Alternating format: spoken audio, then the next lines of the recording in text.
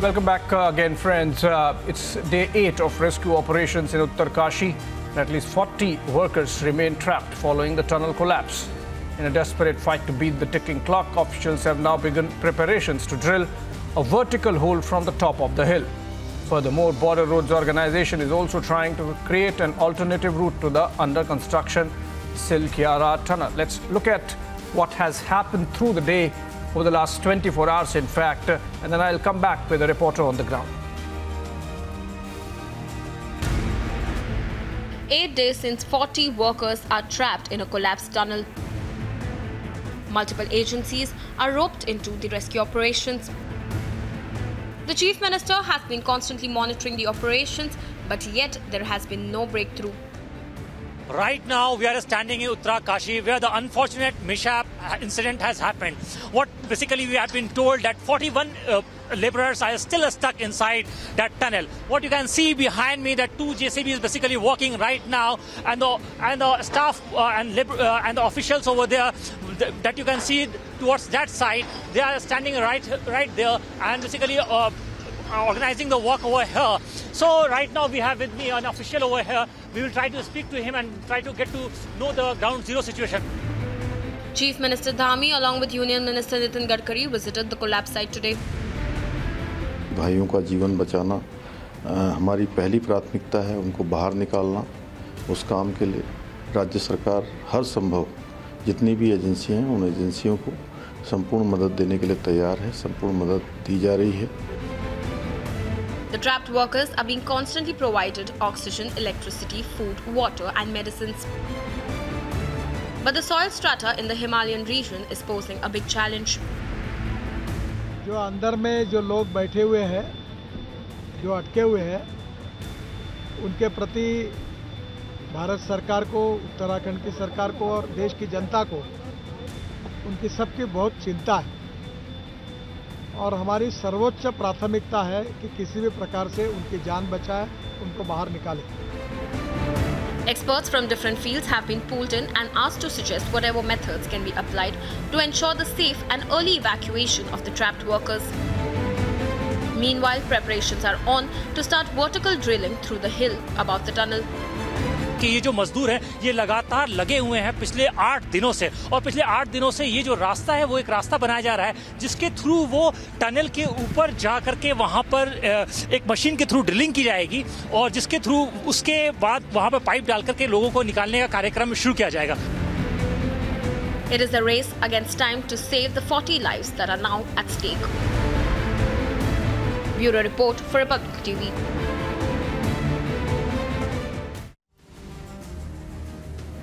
All right, I'm told Akil joins us live from the ground there where all this action is happening to save the lives of 41 workers trapped behind that under construction tunnel. Akil, coming to you, you have been there for a couple of days now. What's your sense? All those who are trying to rescue those struck workers, are they clear what they are doing? Are they close to cracking the code and get to the workers and rescue them? And in the meanwhile, are you also getting a sense that those workers are well provided for? They are getting food in time, they are getting water and oxygen to survive the ordeal? Yes, absolutely, absolutely. What you can see behind me is the Silkyara tunnel where the unfortunate mishap took place, and after that 41 workers basically got stuck inside that tunnel. And what you can see, I would like to request my cameraman to pan out that camera so that he can show you the visuals. So there is one more hole which has been basically getting drilled, and there is a track passage which is basically being provided to the workers, and all the workers are working day in and day out for the last 8 days. So the team, the entire NDRF team, the SDRF team, the BRO team, all of them are constantly working with one common cause to get to the knack of the story. And so what you can see behind me, the 5-pronged strategy have been basically applied over here. So this one is the first, this one is the front of the tunnel where the work has been constantly going on, and there is at the back side there is also the openings from where the work is also going on. And there's another passage, the third passage, which is from the side, and there are two holes, two basically vertical holes, which is being the workers are basically working on it from the top side. So it's basically a five-pronged strategy through which all the workers are working over here, and the officials over here are constantly in touch with the laborers who are basically stuck, all the 41 workers who are basically stuck inside the tunnel. They are basically communicating with them. They are basically providing the food and oxygen and need basically the medicine and all. So we try to spoke to the NDRF official and SDRF official. So they were saying it will take another 2 to 3 days to reach to some conclusion and rescue the laborers who got basically stuck in that unfortunate incident.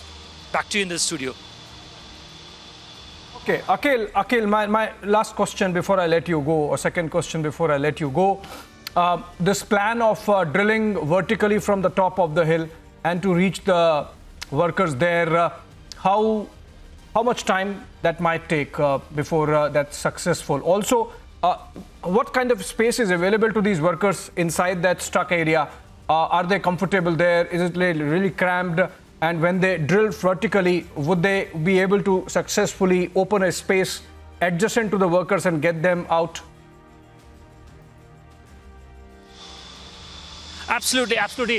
So during the daytime, we basically went over there up to the hill, and there were approximately 200 to 250 workers which were constantly digging the roads, and there was 5 or 6 JCBs who were basically employed over there, and the staff members over there were constantly working on that front. So the resources, there's no lack of resources over here. The entire officials of the State Department, the Central Department, and the officials over there are constantly working day in and day out to make this possible, to get a breakthrough in this scenario, which has getting basically problematic over the last 8 days, because the incident took place on November 8th, and today it's almost 8 days.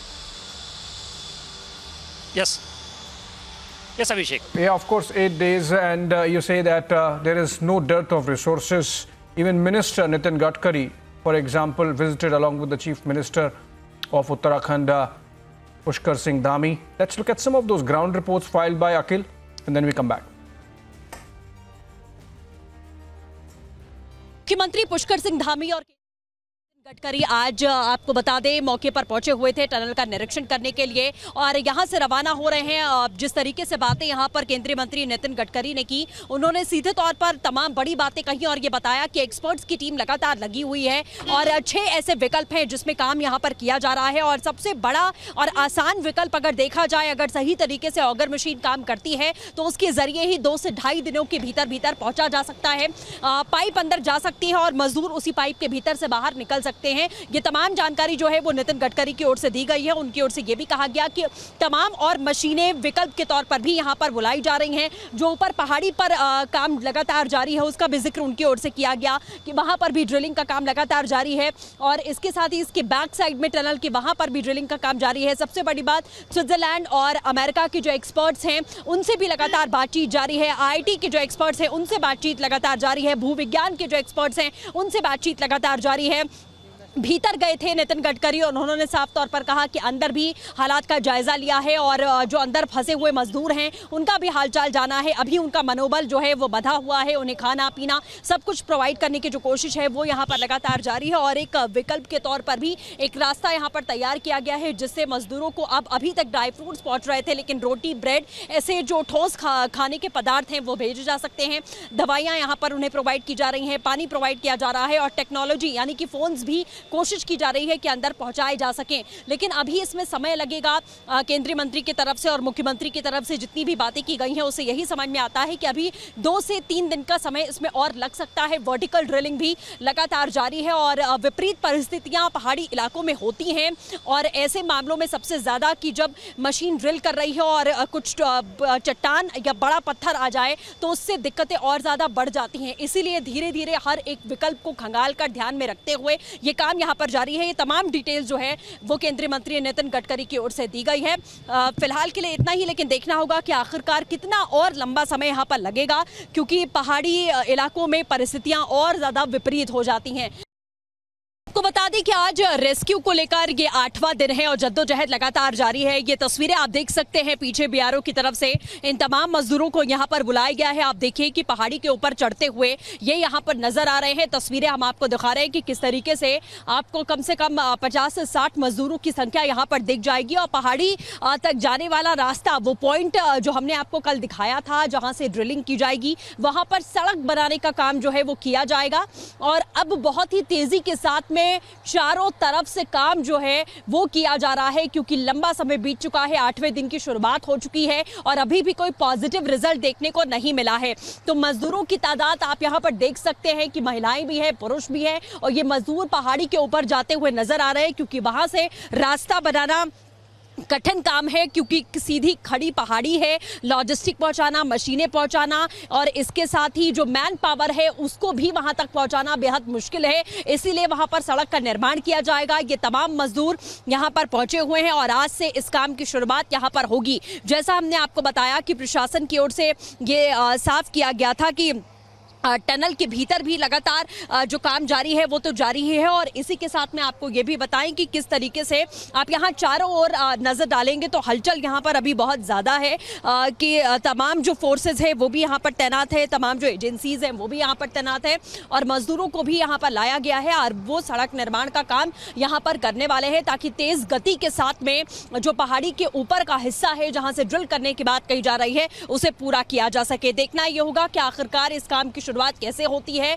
और कितने समय में drilling जो है, ये जो दूसरा रास्ता है वैकल्पिक, उसे तैयार किया जाता है। That was Shrishti from Republic Bharat giving that ground report, underscoring the seriousness of the situation. Union Minister Nitin Gadkari, under whose ministry all these operations come, and of course Chief Minister Pushkar Singh Dhami also visited the rescue operation site and then spoke to the media. Listen in. इसमें जितने विशेषज्ञ हैं, माननीय प्रधानमंत्री जी लगातार इसकी चिंता कर रहे हैं। माननीय मंत्री जी आपके सामने अभी आए हैं यहाँ पर और लगातार 2 घंटे से पूरी मॉनिटरिंग हुई है और सारे विशेषज्ञ काम कर रहे हैं। ये हम सब लोगों के लिए चिंता है कि ये आपदा है और आपदा देखिए किसी एक कारण उसका नहीं होता है और उसमें सभी लोगों को, आप लोगों को भी, सब लोगों को सहयोग करना है। आप लोग लगातार कर भी रहे हैं। मैं आप लोगों की प्रशंसा भी करना चाहता हूँ कि अधिकांश लोगों ने अभी तक किसी प्रकार का वो नहीं किया है। अब यही है स्थिति कि जैसा आपने बताया कि अभी हमारा एक तो अंदर जो लोग हैं उनका भी मनोबल बना रहे, उनके परिजन उनसे बात कर रहे हैं और जो बाहर हैं उनकी भी हमें चिंता करनी है, वो सब चीज़ें कर रहे हैं। और हमारा सबका यही होना चाहिए कि अभी भगवान से प्रार्थना करें कि जल्दी से जल्दी ये जो हमारे सभी जो रास्ते अपनाए जा रहे हैं 6 प्रकार के, उनमें से कोई भी रास्ता पहले से पहले सफल हो और वो लोग बाहर आए। पिछले 7-8 दिनों से इस आपत्ति का मुकाबला हम सब लोग सब प्रकार के प्रयासों से कर रहे हैं। जो अंदर में जो लोग बैठे हुए हैं, जो अटके हुए हैं, उनके प्रति भारत सरकार को, उत्तराखंड की सरकार को और देश की जनता को उनकी सबकी बहुत चिंता है और हमारी सर्वोच्च प्राथमिकता है कि किसी भी प्रकार से उनकी जान बचाए, उनको बाहर निकाले। आज करीब 2 घंटे मैंने हम लोग सभी कंसर्निंग ऑफिसर जो यहाँ काम कर रहे हैं उनके साथ सभी प्रयासों के बारे में टेक्निकल चर्चा हुई। इसमें विशेष रूप से जो टेरिन है हिमालय का, इसमें एक प्रकार का स्टार्टा नहीं है। जियोलॉजी में अलग अलग रॉक के लिए अलग अलग प्रकार का हार्डनेस होता है, जैसे talc, gypsum, calcite, apatite, orthoclase, quartz, corundum, diamond. तो डायमंड सबसे हार्डेस्ट मटेरियल है। यहाँ क्या है कि बीच में सॉफ्ट है, एकदम हार्ड है, तो स्वाभाविक रूप से दिक्कतें बहुत आ रही है और हमने अभी इसके लिए करीब 6 विकल्प लोगों ने दिए, 6 विकल्पों पर काम कर रहे हैं। भारत सरकार की अलग अलग एजेंसीज हैं जिनको जिम्मेदारी दी गई है। पीएमओ से भी विशेष रूप से यहाँ ध्यान दिया जा रहा है। उत्तराखंड के सरकार, उनके मुख्य सचिव और उनकी पूरा सहयोग है और NHIDCL ये भी इसमें विशेष रूप से हमारे महमूद करके एडिशनल सेक्रेटरी जो मैनेजिंग डायरेक्टर वो भी काम कर रहे हैं। All right, Union Minister Nitin Gadkari, after a visit explaining the difficulties and the circumstances in which the rescue work is going on. Let me go back to Akil, he's still there. Akil, the question that I asked you was, if they go vertical, how long, how many hours, how many days are they going to take to drill a hole so that they can reach those stuck workers, so that their loved ones have an idea, a fair idea of by when they can hear from their relatives soon? How soon? Yes, as the minister said कि इसमें 2 से 2.5 दिन का समय लग सकता है. So basically what's happening right now is they are basically creating the passage, and that passage is basically will be completed by tonight, late night or tomorrow morning. Once the passage will be completed, there you can see at the top where the light, I would like to request my cameraman to show over there, the light over there. So that's the tipping point, that's the top point from where the drilling will be done to the bottom. So it's approximately 90 meter to 105 meter. So it will take another three days approximately. This is what we have been told by the official sources.